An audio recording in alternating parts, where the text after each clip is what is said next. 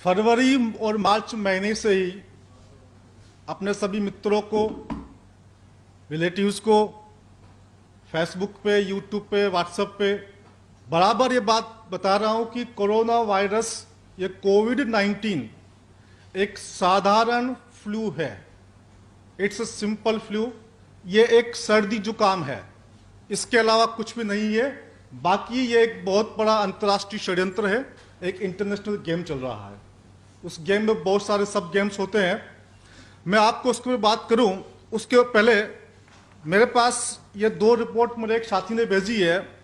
एक ही पेशेंट की दो रिपोर्ट है, एक ही पेशेंट का कोरोना टेस्ट है, एक ही तारीख का है। 18 जुलाई का ये भी है, 18 जुलाई का ये भी है। दो अलग अलग लैब में कराया है।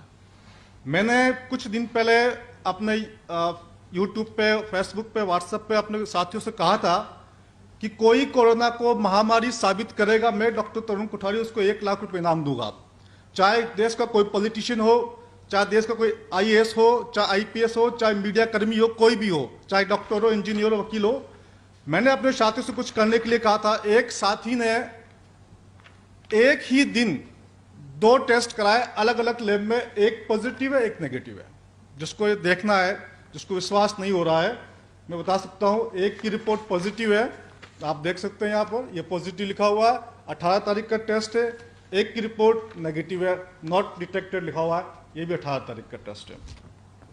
तो आप समझ सकते हैं ये कितना बड़ा षड्यंत्र है, कितना बड़ा गेम है। ये एक साधारण फ्लू है, तो इसको डेथ रेट जो बताते हैं अभी जो भारत में है वो 3%, 2% की डेथ रेट भारत सरकार बता रही है ना। इटली के अंदर 10% बताया गया था, किसी और देश में कितना परसेंट बताया। तो पहली बात तो इसमें फिगर्स जो है वो एग्जैजरेटेड है। जैसे कि बताया कि केसेस किस प्रकार से एग्जैजरेट किए, किस प्रकार से बढ़ाए गए, फिगर्स किस प्रकार से बढ़ाए गए। अमेरिका के अंदर इस बात को लेकर बहस चल रही है। CDC, central for disease control, America की सबसे अच्छी, सबसे ऑथेंटिक मानी जाती है, उसने भी डेथ फिगर्स को बढ़ाया। एक पेशेंट का 2 बार टेस्ट कराया, 2 बार प्रेजेंट आया, 2 काउंट किए। बात समझ रहे हैं आप? आपका 10 दिन में 3 बार टेस्ट हुआ, by the way 3 bar positive आया, तो आपको 3 पेशेंट काउंट कर दिए गए, तो नंबर तो बढ़ेगा ना। तो साथियों, अब ये बात हुई नंबर बढ़ने के साथ साथ किस प्रकार से इन लोगों ने डेथ रेट को बढ़ाया। तो मास्क पहनने के लिए कहा गया। मास्क से क्या होगा? मास्क की जो पोर साइज होती है वो 300 नैनोमीटर से लेकर 800 नैनोमीटर होती है। मास्क में छेद होते हैं जहां से हवा जाती है। लेकिन कोरोना वायरस 100 नैनोमीटर का है, यानी कि कोरोना वायरस से 3 गुना से लेकर के 8 गुना अधिक छेद उस मास्क का छेद है जहां से हवा जा रही है। तो क्या कोरोना वायरस फिल्टर हो जाएगा उससे? दुनिया में ऐसा कोई मास्क नहीं है। जिस N95 की मास्क की बात की जाती है, N95 है क्या? N95 की जो सबसे छोटी पोर्ट साइज है वो 300 की है, सबसे छोटी। उसमें अलग अलग छेद है, कोई 300 नैनोमीटर का, कोई 400 का, कोई 500 का, कोई 700 का है। सबसे छोटी वाली 300 की, वो भी 95% है। N95 filters 95 about 300 nanometres. हम लोग पहले दिन से बता रहे कि दुनिया में ऐसा कोई मास्क नहीं है जो कोरोना वायरस को फिल्टर कर सके। वही बात हेल्थ मिनिस्टर ने कल बताई। अब वो ये कह रहे हैं कि N95 से आपको कोई फायदा नहीं है, तो फिर किस मास्क से फायदा है? तो ये मास्क किस लिए बनाया गया? ये इसलिए बनाया गया आप और अधिक बीमार हो, आपके अंदर वायरस घुस गया तो अंदर ही पड़ा रहे, बाहर निकल नहीं पाएगा। आपने श्वास तो ले ली, अंदर बाहर निकालेंगे वो अटकेगा, फिर अंदर जाएगा, फिर बाहर निकालेंगे, फिर अटकेगा, फिर अंदर जाएंगे। तो ये मौतों को बढ़ाने का तरीका है। मैंने आज दिन तक मास्क नहीं पहना, जब से ये कोरोना हुआ मैंने मास्क नहीं पहना। मैं डेली के 15-20% देखता हूं बिना मास्क के, बिना पीपीई के। पता नहीं कितने कोरोना पॉजिटिव होंगे उसमें से, मुझे तो कुछ नहीं हुआ, किसी को कुछ नहीं हो सकता है। ये मास्क बहुत बड़ा षड्यंत्र है। दूसरा गेम सैनिटाइजर्स, ये क्या है? ये भी मौतों को बढ़ाने का तरीका है। कैसे बढ़ती मौतें इससे? ये अल्कोहल है, इससे आपकी इम्यूनिटी कम होती है। आपकी इम्यूनिटी कम हो जाएगी तो आपकी मौत बढ़ेगी। आपको कोई और बीमारी है, ऊपर से आप अपनी इम्यूनिटी को कम कर रहे हैं। बढ़ाने के लिए तो बताया विटामिन सी लेना, विटामिन डी लेना, वो तो बात ही नहीं कर रहे हैं। वो क्या कर रही थी? आप सैनिटाइजर लगाओ, अल्कोहल होता है। जो नॉन एल्कोहलिक होते हैं वो भी बीमार करते हैं। तीसरा, सोशल डिस्टेंसिंग। सोशल डिस्टेंसिंग से भी आदमी परेशान हो जाएगा, न घर वालों से बात कर सकता, न किसी और से बात कर सकता, न मित्र से मिल सकता है। यह आपको डर पैदा करता है। इस डर से, इस खौफ से मौतें बढ़ती है। फिर लॉकडाउन। अब लॉकडाउन कर दिया, पूरा देश ही बंद कर दिया। अब लॉकडाउन से लोगों की जॉब जा रही है, कोई डिप्रेशन में आ रहा है, उससे मर रहा है। और मरने से पहले अगर थोड़ा सा बुखार आ गया, टेस्ट हो गया तो कोरोना पॉजिटिव आ गया, तो कोरोना का पेशेंट हो गया वो, और डेथ भी हो गई। ये सब तो क्या ही किया, इसके अलावा WHO ने एक बहुत बड़ा गेम खेला। सबसे बड़ा षड्यंत्रकारी संस्था इसके अंदर WHO है। WHO ने क्या किया, इसके अंदर एक क्लिनिकल ट्रायल शुरू किया। इसको कहते हैं सॉलिडरिटी क्लिनिकल ट्रायल्स, यानी कि एक्सपेरिमेंटल। उसमें 4 ड्रग्स है। रेमडेसिविर पहली ड्रग्स है, रिटोनाविर दूसरी ड्रग है, तीसरी है हाइड्रोक्सीक्लोरोक्विन, और चौथी है इंटरफेरोन बीटा 1A, और ड्रग्स बाद में ऐड करी इन लोगों ने। ये एक से बढ़कर एक खतरनाक ड्रग है। रेमडेसिविर जो कि इबोला की स्टार्ट की थी, लेकिन अमेरिका में जब इबोला के ट्रीटमेंट के लिए रेमडेसिविर को शुरू किया गया था तो बहुत सारे पेशेंट मरने लगे रेमडेसिविर की वजह से। उसको बंद करना पड़ा। यानी कि उस साइड इफेक्ट से पेशेंट मर रहे हैं, ये बात WHO को पता है, उसको बंद करना पड़ा इबोला के ट्रीटमेंट के अंदर। तो यहां क्यों शुरू कर दिया आपने? सिंपल सी बात है, पेशेंट पॉजिटिव आया, दवाई देंगे, 1000 में से 1 तो मरेगा, कुछ तो काउंट पड़ेगा डेथ रेट की। ये FDA ने अप्रूवल नहीं किया। FDA जो है अमेरिका का सबसे बड़ा एजेंसी है जो ड्रग को अप्रूवल देता है, उसने अभी तक अप्रूवल नहीं दी इस ड्रग को, लेकिन एक्सपेरिमेंटल के तौर पर इसको यूज कर रहे हैं। दूसरी है लोपिनाविर रिटोनाविर कॉम्बिनेशन। यह बॉडी के नर्वस सिस्टम को खराब कर देती है। पूरा का पूरा नर्वस सिस्टम बॉडी का डैमेज हो जाता है, वीकनेस आ जाती है, कन्वर्जेंस आते हैं, कोमा आ जाता है, तो पेशेंट वैसे मरेगा, चाहे आप ये दवाई दो चाहे ये दो। तीसरी है हाइड्रोक्सीक्लोरोक्विन। हाइड्रोक्सीक्लोरोक्विन हार्ट अरेस्ट करती है, कार्डियक अरेस्ट। कैसे करती है? इसका एक लाइव एग्जांपल है कि कुछ डॉक्टर्स ने सोचा कि भी हमें कोरोना नहीं हो जाए, तो उन्होंने लगा प्रिवेंटिव लेना शुरू कर दिया हाइड्रोक्सीक्लोरोक्विन। हमारे देश में तो मिलती है। जो प्रिवेंटिव लेना शुरू किया उसमें से एक डॉक्टर की डेथ भी हो गई। क्यों होती है? क्योंकि ये QT इंटरवल कम होता है। ECG देखते हैं, ECG में Q कॉम्प्लेक्स होता है, Q जो कॉम्प्लेक्स होता है, Q से लेकर T के जो बीच का गैप वो कम हो जाता है इंटरवल। उससे क्या होता है? कार्डियक अरेस्ट हो जाता है। ये खतरनाक दवाई है। चौथी है अच्छा, इसके अलावा जो हाइड्रोक्सीक्लोरोक्विन जो that is causes suicide thoughts. इस दवाई को खाने के बाद आपके अंदर सुसाइड करने की इच्छा पैदा होती है। तो आप लोगों ने देखा बहुत सारे हॉस्पिटल में भर्ती थे लोग, 6ठी मंजिल से कूद गए। क्यों कूदे? तो डर का माहौल, ऊपर से दवाई का प्रभाव। इसके बाद आता है interferon beta 1A। Interferon beta 1A में ऐसा कोई साइड इफेक्ट नहीं जो नहीं हो सकता। अगर आप लिस्ट बनाएंगे तो कम से कम 100 साइड इफेक्ट है इसके, 100 साइड इफेक्ट्स। बॉडी का ऐसा कोई ऑर्गन नहीं है जहां पर यह साइड इफेक्ट नहीं करता। लेकिन सबसे बड़ा साइड इफेक्ट क्या है इसका? Mental depression, suicide thought. यानी कि दवाई आपको ऐसी दी जा रही है कि आपको मारना ही मारना है उसके अंदर। अभी एक नई दवाई आई है, क्या नाम उसका? फेविपिराविर। ये जो टेमीफ्लू तो उसका नाम है, ब्रांड नेम है, फेविपिराविर है ना। Favipiravir is toxic to your foetus, it is टीरोटोजेनिक।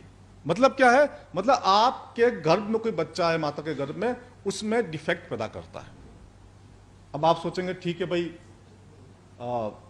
पुरुष तो सेफ होंगे। ऐसा नहीं है। यह दवाई पुरुष के स्पर्म तक में जाती है। तो यह आपकी पूरी अगली जनरेशन को समाप्त करने तक की इनकी प्लानिंग है। मैंने एक वीडियो बनाया था करीब 15-20 दिन पहले, सोशल मीडिया पे काफी चला। मैंने कहा था कि कोई भी डॉक्टर, कोई भी इंजीनियर, कोई वकील इसको साबित कर दे, सरकार का कोई अधिकारी, कोई कर्मचारी, हेल्थ मिनिस्टर इसको साबित कर दे कि ये महामारी, तो मैं 1 लाख रुपए इनाम दूंगा। आपको 2-3 काम करने हैं उसके अंदर। पहला काम तो यह करना है कि एक आदमी का 2 दिन में 10 टेस्ट करना है। एक आदमी का 2 दिन में 10 बार टेस्ट करना है। तो आप देखेंगे कभी पॉजिटिव आया, कभी नेगेटिव आया, कभी पॉजिटिव कभी नेगेटिव। ये क्या मतलब हुआ? ये कोई टेस्ट होता है? दूसरी बात, आप नॉन ह्यूमन पे टेस्ट कीजिए, गाय पे कीजिए, घोड़े पे कीजिए, गधे पे कीजिए, कुत्ते पे कीजिए, बिल्ली पे कीजिए, वही रिजल्ट आया, कभी पॉजिटिव कभी नेगेटिव, कभी पॉजिटिव कभी नेगेटिव। उनको तो कोरोना नहीं हो रहा ना अभी तक तो भाई। हाँ, वो बंदर पे किसी को आप टेस्ट दो तरह से करेंगे। एक पेशेंट मेरे पास आया तो मैं उसको क्या लिखूंगा, मलेरिया का टेस्ट लिखूंगा, टाइफाइड लिखूंगा, मुझे लगेगा भाई मलेरिया का लग रहा तो मैं मलेरिया का टेस्ट कराऊंगा ना, या मैं सबका टेस्ट करा दूंगा मलेरिया का, जो पॉजिटिव हाँ इसको मलेरिया है। ऐसा आप पूरे बंदे जितने बंदा का सबका टेस्ट कर दीजिए, आप 100 बंदे का टेस्ट कीजिए, 10 20 50 पॉजिटिव आ जाएंगे और बोलोगे जिसको तो कोरोना है। ये वो तरीका है।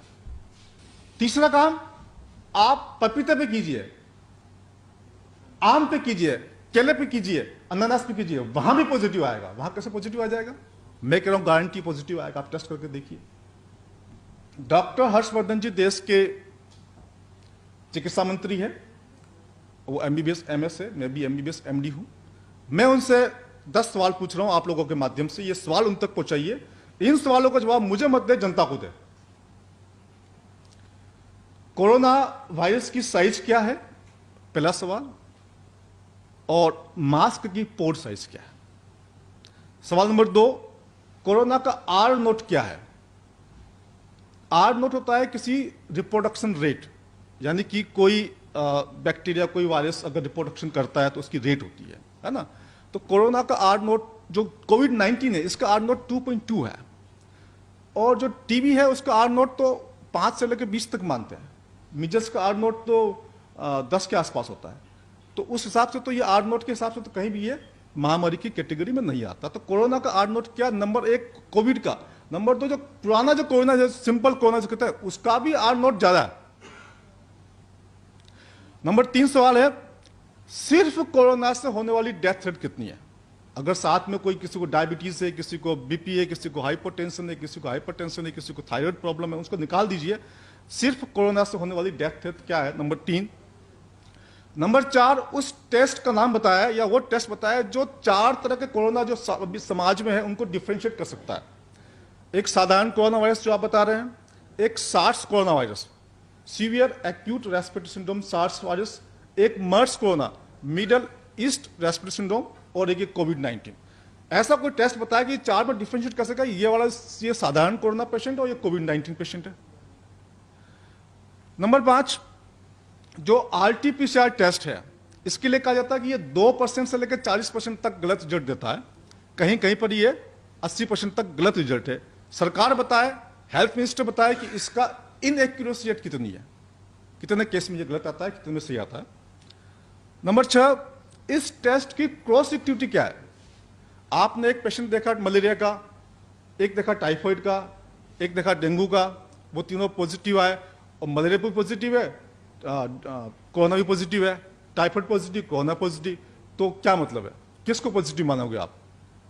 तो ये टेस्ट क्रॉस रिएक्टिव करता है, किसी और के साथ में करता है नहीं करता है, करता तो किन किन के साथ में करता है और कैसे करता है। Number 7, ILI influenza like illness जो कॉमन कोल्ड होता है, उससे भारत में प्रतिवर्ष कितने लोग मरते हैं, और क्या इस वर्ष ILI से लोग जो मरने की संख्या वो बढ़ गई है या कम हो गई है। डॉक्टर साहब ने बताया टीबी के बारे में, टीबी जो है प्रतिदिन 1000 लोग मरते टीबी से, 1000 लोग टीबी से मरते, तो टीबी ज्यादा खतरनाक है, कोरोना ज्यादा खतरनाक है। तो क्या आप टीबी के लिए भी लॉकडाउन करोगे, ये मेरा सवाल उनसे है। नवा सवाल है, WHO को एक भ्रष्ट संस्था घोषित किया गया था। PACE parliamentary assembly council of Europe ने इंक्वायरी करी थी स्वाइन फ्लू की 2009 के अंदर। 2009 के अंदर WHO ने स्वाइन फ्लू को पेंडेमिक घोषित किया था। उसकी इंक्वायरी हुई, जांच हुई, यह पाया गया कि WHO के अधिकारी, कर्मचारी और वैज्ञानिक फार्मास्यूटिकल कंपनी के साथ मिले हुए हैं, इसलिए यह पेंडेमिक झूठा है। तो उस झूठी संस्था के ऊपर आप लोग इतना भरोसा क्यों करते हैं, यह मेरा सवाल है। और अंतिम सवाल मेरा यह है कि देश के प्रधानमंत्री जी हम लोगों से राय लेने की बजाय, डॉक्टर से राय लेने की बजाय बिल गेट्स से क्यों राय लेते हैं। बिल गेट्स डॉक्टर नहीं है, कोई साइंटिस्ट भी नहीं है, वो अपना कंप्यूटर एक्सपर्ट होगा, कोई दिक्कत नहीं है।